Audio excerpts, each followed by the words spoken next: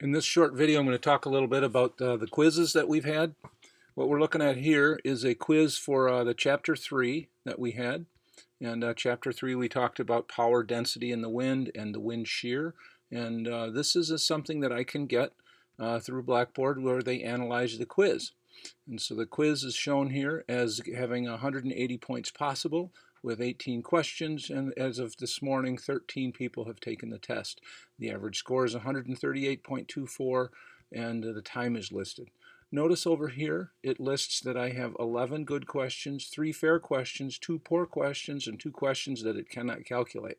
So the ones that are listed as poor, when I looked at them, they're poor not because they're too hard, but they're actually too easy. So that's why they're listed as poor questions.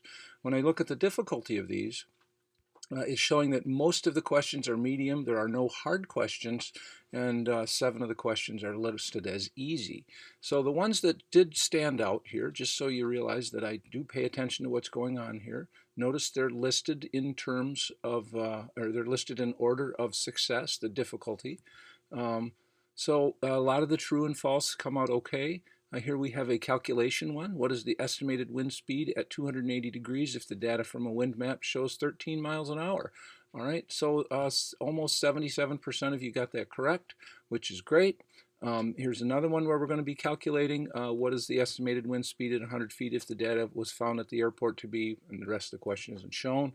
Okay, so what are some of the ones that did cause us some troubles here? This is a true-false about anemometers, and maybe you didn't find the right spot in the book that listed that information. But we do have some calculation issues. What is the power density in watts per square meter when the wind is? Okay, so that's one there that a little over half of you got it right. We also have a wind shear exponent question here that had some questions, or had some high failure rate. And again, more power density. And what happened with these is that I listed the 3 different questions using different watts per square meter or miles per hour or meters per second on the wind speed. And so you didn't find the right stuff there. So I'm just going to look at my spreadsheet here, and I'm going to show you how I calculated these. All right, so this is what I use for my quizzes, and you'll notice the different questions are shown here. So question 12 read where we were given the average annual density in watts per meter squared, and we were given from the chart what the annual energy density was of 146.87 kilowatts hours per meter squared. And if we look at this answer, right, the answer tells us how we're going to calculate this. Now, you don't have to use Excel, but I find it a very easy way for me to display this, and it also does the math, and it's easy to fix things. So by clicking on the cell, it's going to show me that I took the value of E2, right, and notice I put an X here. On page 30 of the textbook, it shows us the 3 different ways that we can measure the density in the wind. And we can measure the density in the wind if in watts per square meter, if the wind velocity is measured in meters per second, this is the multiplier we have to use. Whereas if we're using miles per hour as our wind speed measurement, then we have to use a different multiplier. And lastly, if we're going to use area in feet and velocity or wind speed in miles per hour, then we have to use this. So we covered back there, and again, there's a chart on the sidebar of page 30 that shows us that. And so I put an X here just so I'd realize what I was multiplying together. So again, I click on the cell. It says E2, right? So that's this value, E2. And we have to multiply that times B3, right? Here's B3. Here's the wind speed cubed, right? We have to raise that cube. And so there's the math for that. You can use it with a calculator, and you should come up with the same thing of 8.78. So I'll go ahead and do that. I'll use...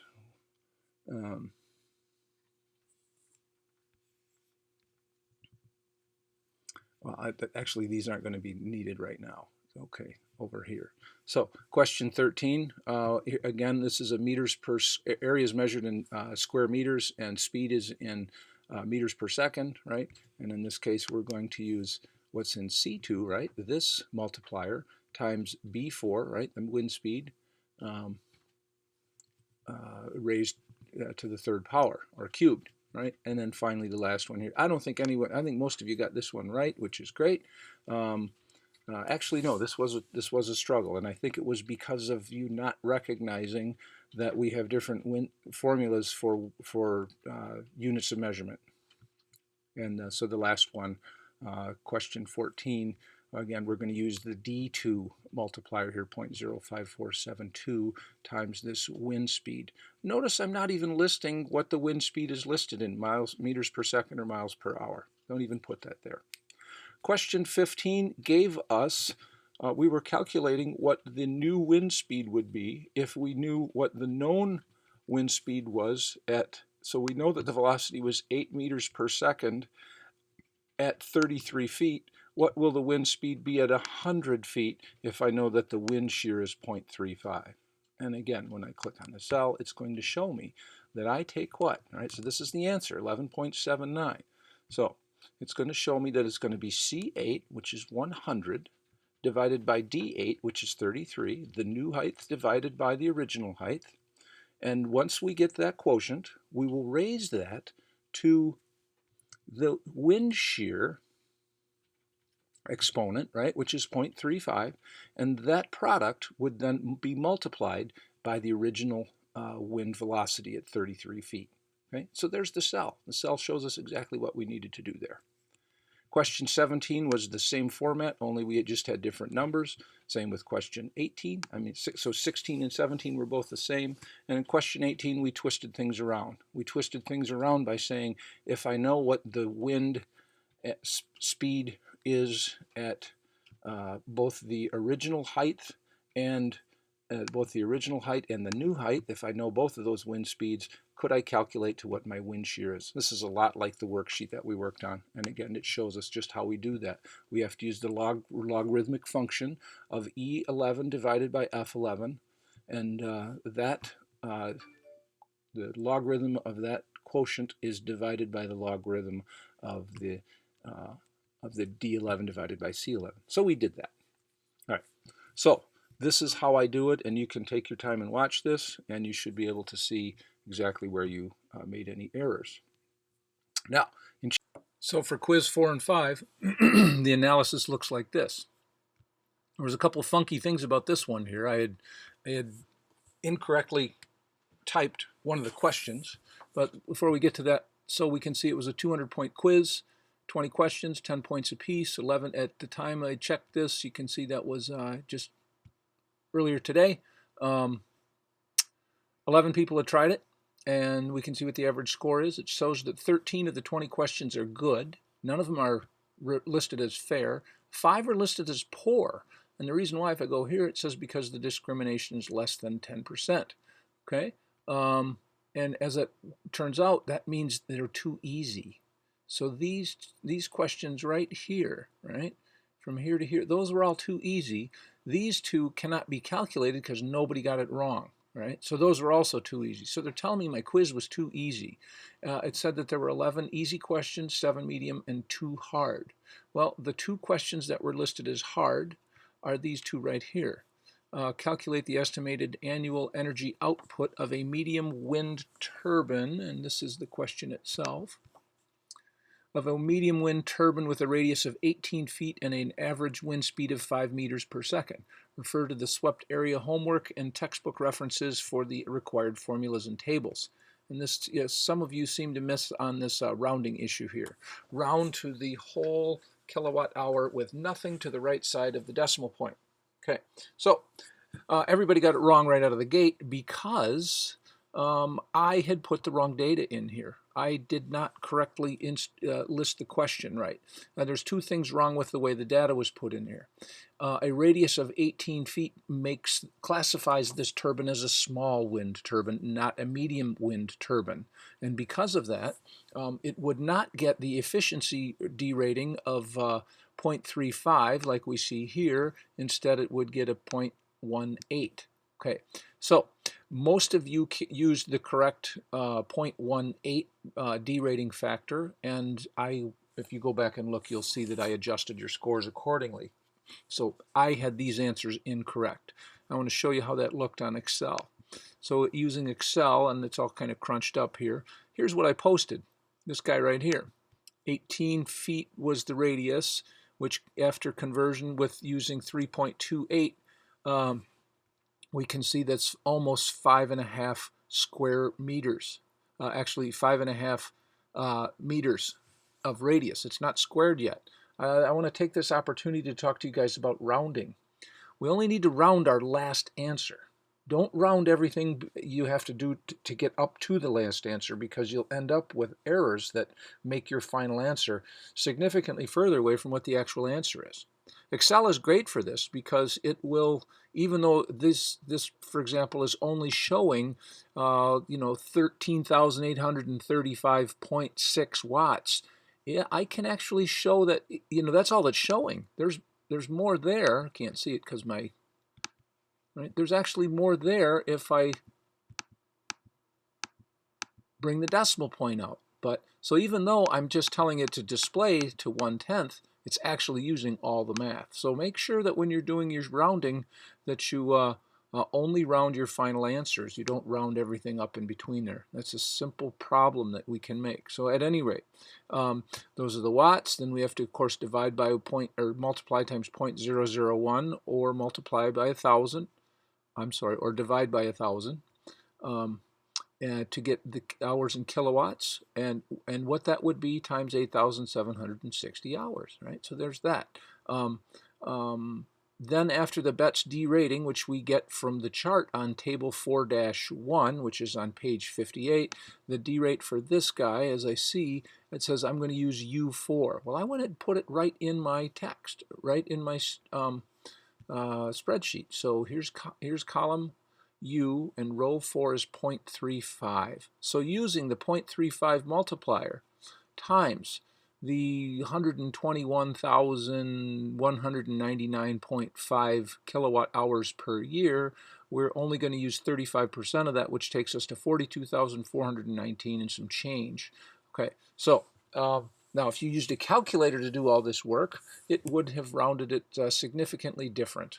So that's how it came up using the calculator. This is how it came up using Excel. So when I went back to the test, as we see here, those were the answers there. When I look at item analysis, notice I have two, if your number was between the, and again, these numbers are wrong, but had your numbers over here, had your numbers been between 42,419 and 42,352, I would have given you full credit.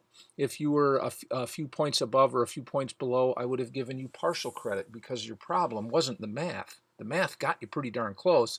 You just did some rounding wrong, so maybe I took a point or two off, which is why I'm showing you this video. Hopefully you will watch this video and you will learn from this. In future tests, you won't make those rounding mistakes.